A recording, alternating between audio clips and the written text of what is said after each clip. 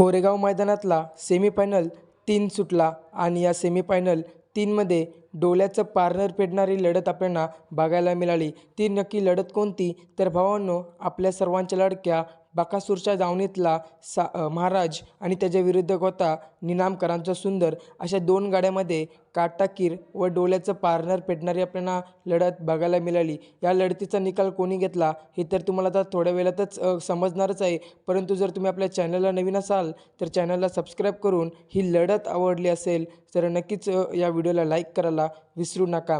तर भावांनो, या लढतीचा निकाल घेतला महाराज आणि महाकालने। भावांनो, जरी गटाला स्पीड जास्त लागला नसेल तरी सेमीला तुफान स्पीड लागला आणि गाडी आज फायनलसाठी पात्र झालेली आहे। बकासूरचं नाव पुढे करण्यासाठी महाराज आणि वादळ हे दोन्ही नंदी सज्ज झालेले आहेत। आज महाराज गुलालामध्ये राहिला, त्याला शुभेच्छा देऊया आणि नक्कीच आजच्या फायनलचा मानकरी हो। धन्यवाद भावांनो।